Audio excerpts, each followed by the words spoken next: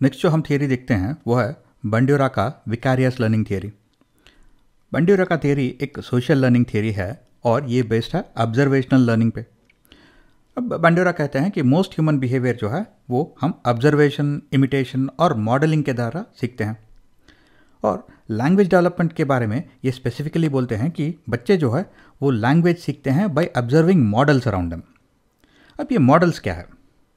अब बच्चा जो है वो अपने फैमिली को ऑब्जर्व करता है घर में, उसके फैमिली मेम्बर्स किस तरह से बोल रहे हैं, क्या बोल रहे हैं, तो इसके थ्रू वो लैंग्वेज सीखता है। तो फैमिली एक मॉडल है। वो अपने दोस्तों को, अपने क्लासमेट्स को देखता है और उनके थ्रू भी कुछ लैंग्वेज सीखता है। तो इस तरह से पीयर्स भी मॉडल है। क्लासरूम में टीचर भी एक मॉडल है, मीडिया एक मॉडल है, वो जो कम्युनिटी में है वो कम्युनिटी मेम्बर्स को देख के भी वो कुछ सीखता है, तो वो भी एक मॉडल है। जिस रिलीजन को उसे एक्सपोज किया गया है वो भी एक मॉडल है। और अगर वो कुछ स्पोर्ट्स खेलता है तो वो स्पोर्ट्स फील्ड में जो हो रहा है, वो जब खेल रहा है तो किस तरह के उसको एक्सपीरियंस हो रहे हैं, उसके थ्रू भी वो लैंग्वेज सीखता है, तो वो भी एक मॉडल है।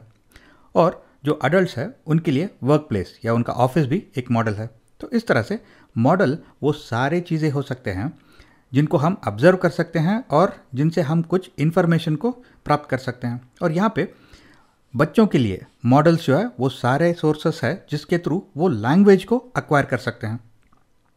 बंड्यूरा बोलते हैं कि खाली ऑब्जर्व करने से लर्निंग नहीं हो जाता, क्योंकि जब बच्चा स्कूल जाता है तो अगर वो सिर्फ बैठ के टीचर को ऑब्जर्व कर रहा है तो इसके थ्रू उसका लर्निंग कंप्लीट नहीं हो जाता, क्योंकि बच्चे को अटेंशन पे करना पड़ता है कि टीचर क्या सिखा रहे हैं, और फिर जो उसे सिखाया जा रहा है उसे रिटेन करना पड़ता है, यानी याद रखना है, और फिर एग्ज़ाम में या फिर प्रैक्टिकल में जो भी उसने सीखा है उसे रिप्रोड्यूस करना है।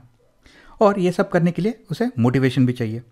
तो ये मोटिवेशन जो है वो पॉजिटिव हो सकता है या फिर नेगेटिव हो सकता है। जैसे कि अगर बच्चा क्लास में अच्छा परफॉर्म करता है तो पेरेंट्स और टीचर्स उसे कुछ रिवॉर्ड देते हैं, प्रेज देते हैं, तो ये पॉजिटिव मोटिवेशन हो गया। और अगर बच्चा ठीक से परफॉर्म नहीं करता तो उसे पनिश किया जाता है या फिर उसको गाली गलौज किया जाता है, तो वो नेगेटिव रीइंफोर्समेंट हो गया या फिर नेगेटिव मोटिवेशन हो गया। तो इस वजह से बच्चा जो है या तो पॉजिटिव मोटिवेशन की वजह से या फिर नेगेटिव मोटिवेशन जैसे कि डर के वजह से वो ये सारे चीज़ें करता है। और ऑब्जर्वेशन जब हम ये सारे मीडिएशनल प्रोसेस के साथ कंबाइन करते हैं तो ही लर्निंग होता है। बंड्यूरा ये भी कहते हैं कि बच्चा जो है वो more likely to imitate people it perceives as similar to itself. जैसे कि सेम जेंडर यानी गर्ल्स जो है वो अदर गर्ल्स एंड वुमेन्स को इमिटेट करते हैं, या फिर बॉयज़ जो है वो अदर बॉयज़ और मेन को इमिटेट करना पसंद करते हैं। ऐसा बहुत ही कम होता है जहाँ पे एक बॉय जो है वो एक लड़की को इमिटेट करता है, या फिर एक लड़की जो है वो एक लड़के को या फिर एक मैन को इमिटेट करते हैं। तो इस तरह से children are more likely to imitate people who are similar to themselves, right. और the people around them will respond with either reinforcement or punishment.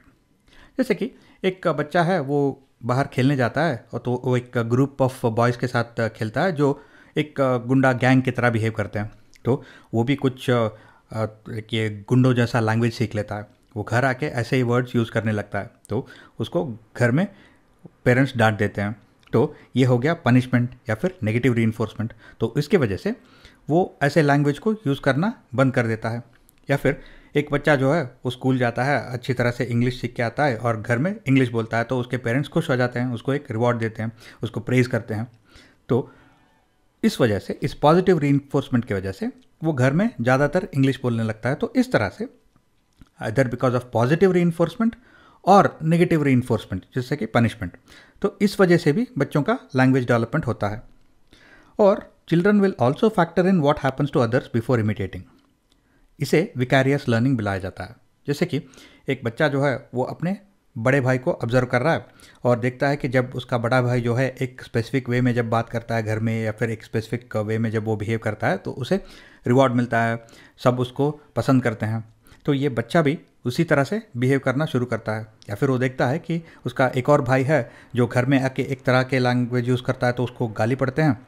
तो ये बच्चा जो है उसे वो जान लेता है कि ऐसे अगर मैं बोलूँगा तो मुझे भी गाली पड़ेगा, तो वैसा बिहेवियर वो एक्वायर नहीं करता। तो इस तरह से बच्चा जो है वो दूसरों को देखता है और वो ऑब्जर्व करता है कि उनको क्या मिल रहा है, या रिवॉर्ड मिल रहा है या फिर पनिशमेंट मिल रहा है, और इसके वजह से भी उसका लैंग्वेज डेवलपमेंट होता है।